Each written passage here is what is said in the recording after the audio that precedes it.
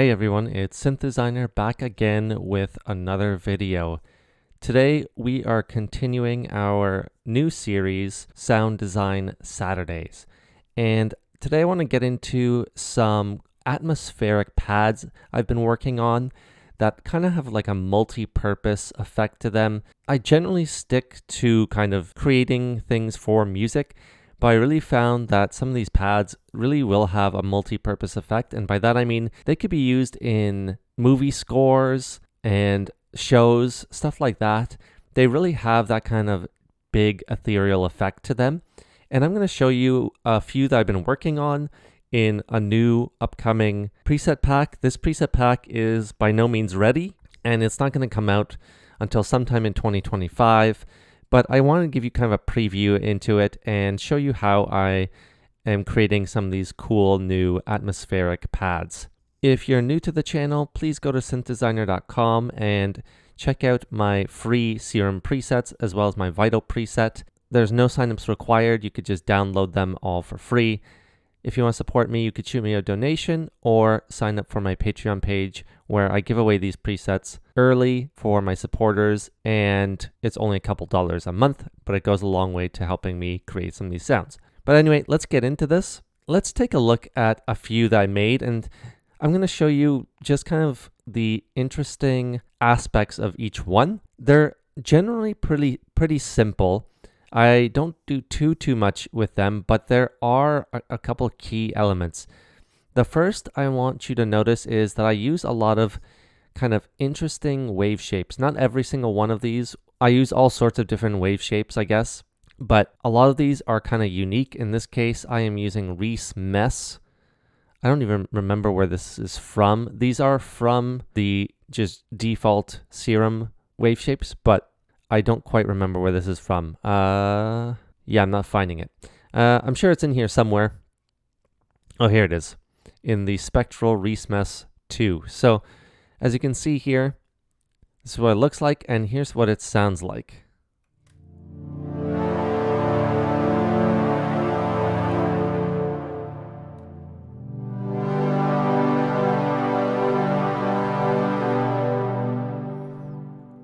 As you can hear, it has that huge kind of almost ethereal element to it. It's called Cave Entrance. That's just what kind of came up to my mind when I created it. Just that kind of atmosphere of entering a cave, like in a video game or a movie or something like that. So let's take a look here. So you can see this Reese Mess is down an octave. I really wanted it to be a deeper sound. Of course, very easily you can turn up your keyboard up an octave. Works just as well. But I feel like this mid-range is really where it kind of sits nicely, and it's got that deep sound to it.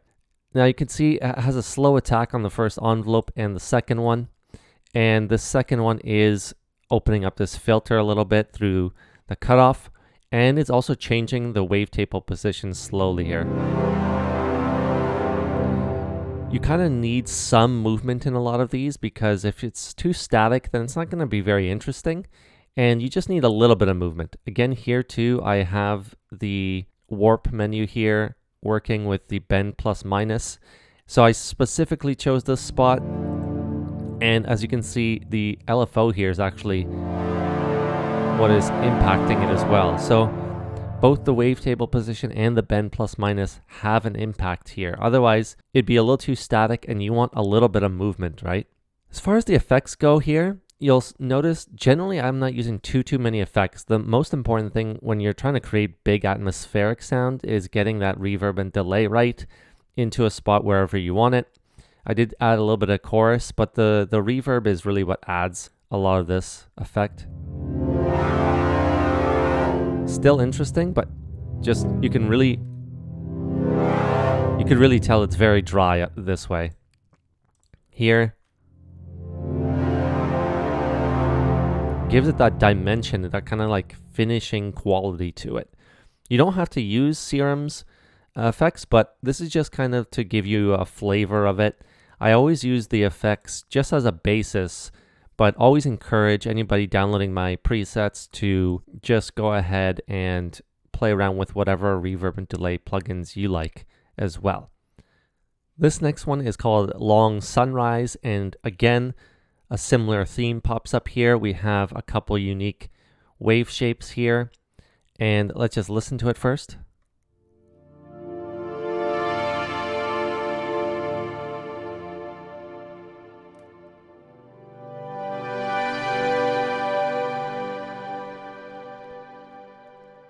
This one has that kind of brighter quality to it, and it's kind of got a little bit more of a tail to it as well. So taking a look here, we have 3 different oscillators. So we have the sub oscillator A and B. Let's just listen to A. Really, really thin on its own. So when you're trying to pick out some of these sounds, make sure either that your oscillator is giving enough depth to it, or pack on different oscillators to complement each other. In this case, it's a very thin sound on its own. So that leaves so much room on the low end, which you can accentuate through a sub or a different oscillator. So let's listen to oscillator B. This one leaves a lot of the high end out. So now we have 2 that really complement each other.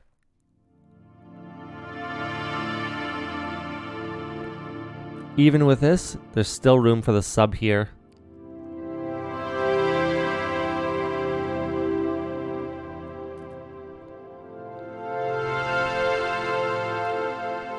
And remember that when you're creating these sounds, and keeping in mind that we're thinking of video games or movie scores or something like that, we can have the sub in, because a big reason why we don't have subs in pads in music is because we have dedicated subs for the music, right? We have the dedicated bass lines, dedicated sub lines, etc. In this case, we don't have to worry about that because that won't get in the way.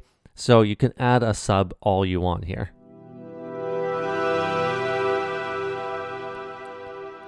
Again, you can see and hear the movement as well. With the LFO here, I have the pulse width modulation here. And this other LFO is moving the fine tuning, so it's changing up the tuning a little bit here.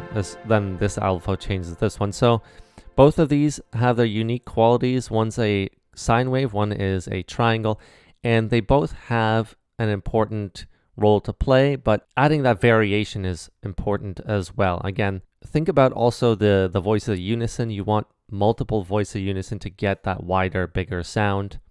And also in this case, didn't mention before, but this is 1 octave down, this one's 1 octave up, and then the sub is actually an octave up as well. In this case here, we have a little bit of distortion. So let's see if we can pick this up.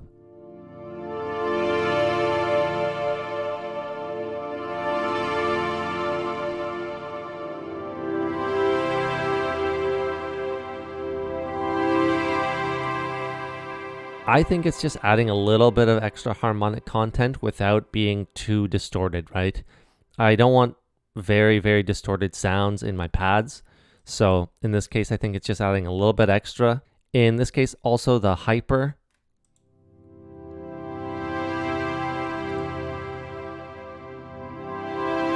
Definitely making a difference. It's way up in the mix, giving it that kind of bigger sound.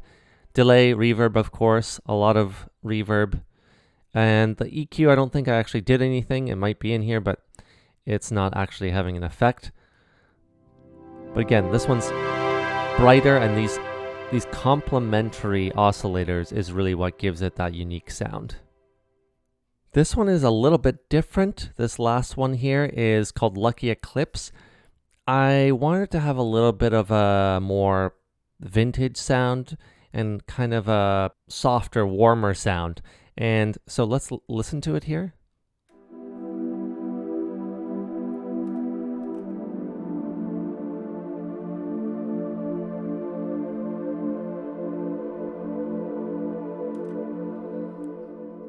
Couple important parts. Again, as we see from the other two, we have this LFO changing the wavetable position here of this unique PWM Genji, and then just a basic saw in this case. Let's see how they complement each other. This one giving us a lot of that mid kind of frequency.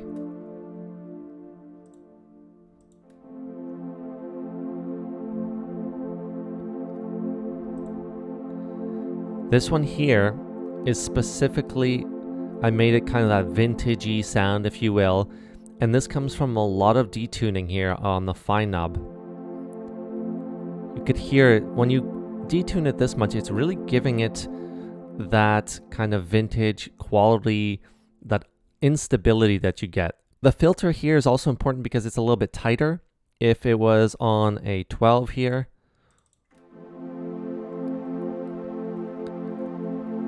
giving us more of that higher frequency, where I wanted less of it here. Simple envelope here, nothing modulating the cutoff. And the effects here are very simple, but the reverb is huge. The EQ as well, in this situation, I wanted less of the lows. As you can hear, taking off those lows really helps in this case. I didn't want all that muddiness coming from that bass region.